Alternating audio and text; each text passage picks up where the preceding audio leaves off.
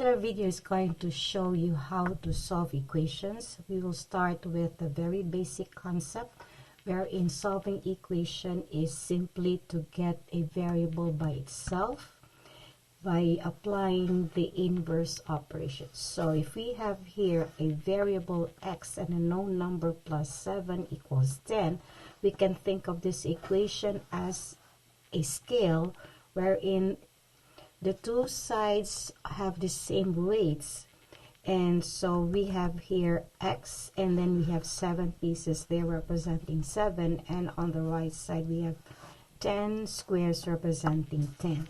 So if you want to get the x by itself, then we will have to remove these 7 squares here that are combined with x. So we have to take this out, 7 of them, and taking this out, that means we are subtracting. Okay, now so if you can just imagine a real scale, weighing scale, and you take 7 pieces from one side, what happens with the scale, it's gonna be imbalance. So this will surely be going up because it's going to be lighter, and this right side is going to go down because it's going to be heavier. But we need to make sure that the balance, the state of equilibrium will have to be maintained.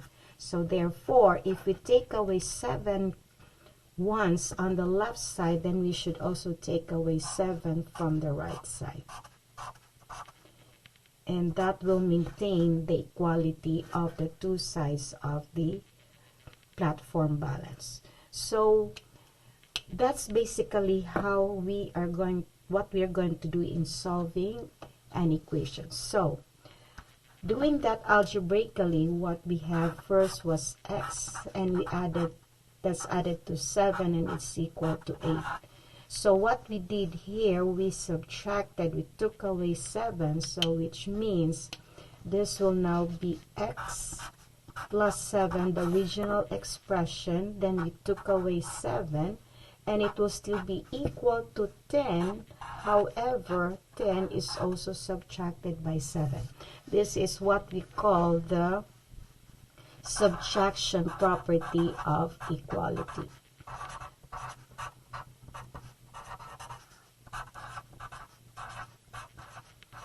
That is subtracting the same number or quantity from each side of the equation.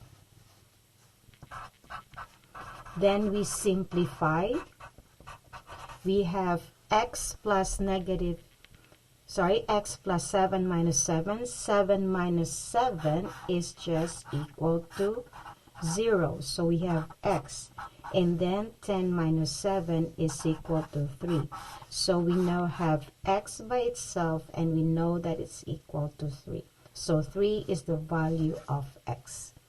So basically, that's the concept of solving equations. We have to get the variable x, or the variable by itself, by simply using the inverse operation.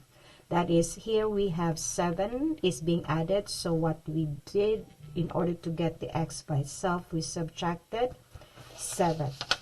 So if we have x, let's say x minus 7 equals 10, so to x here is subtracted by 7, so to get the x by itself, we have to do the inverse of subtracting 7, which is adding 7.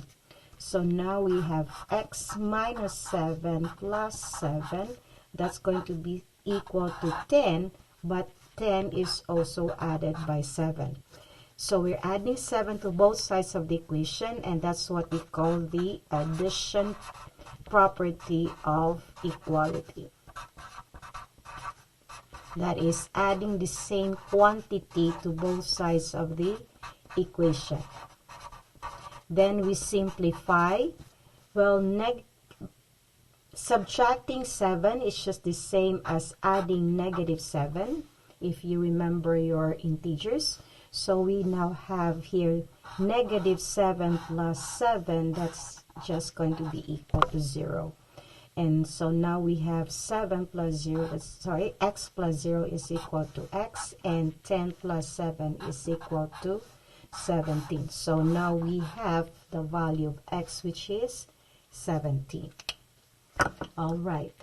Another situation. What if we are multiplying a number to x? Let us say you have 5 times x equals 20. All right. So we know that this dot here represents multiplication, but we seldom use that in higher algebra. All we have to do is just put the number 5 and the x beside each other. So that means that this 5 here is multiplied to x. And that's going to be, so we have 5x means 5 times x, and that's equal to 20. All right, so how do we get the x by itself? Well, what's the inverse operation of multiplication? It is division. So we divide both sides of the equation by the number multiplied to x, which is 5. And so we also divide 20 by 5. This is what we call the division property of equality. That is dividing the same quantity or number to both sides of the equation. Then we simplify. All right. So 5 times x divided by 5 is just the same as 5 divided by 5 times x, and that's equal to 20 divided by 5. And we know 5 divided by 5 is equal to 1, and 1 times x is just equal to x. All right. And 20 divided by 5 is equal to 4. So the value of x is 4. Okay, so that is for multiplication. Now, lastly, what about division? If we have x divided by 6 is equal to 24, all right? So here, x is divided by 6. So the inverse of division is multiplication. So what we have to do is multiply both sides of the equation by the number that is dividing, or our divisor, and that is 6. So we have x divided by 6, multiply that by 6, and that's going to be equal to 24 times 6.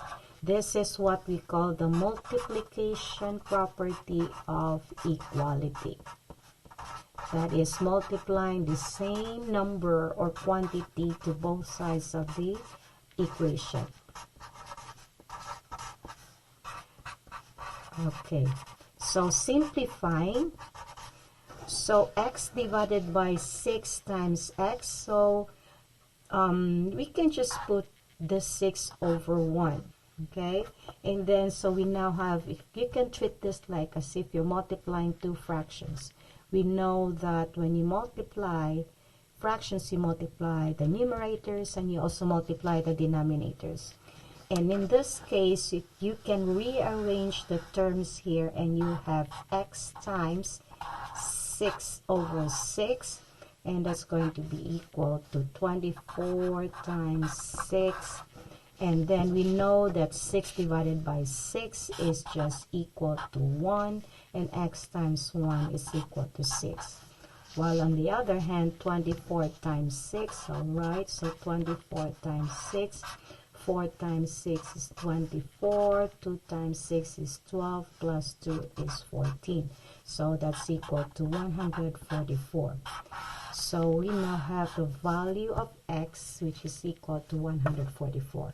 So to summarize, so when we are solving equations, the main purpose is to get the variable by itself. So first we have to know what's the relationship between the variable and the other terms of the equation. So if a number is added to the variable, then we do the we subtract that number from each side of the equation, and we call that the subtraction property of equality. But if we are subtracting a number from the variable, so we add that same number to both sides of the equation, and that is the addition property of equality. But if we are multiplying a number to the variable, then we will have to divide both sides of the equation by that same number that's multiplied to x, and that's using the division property of equality.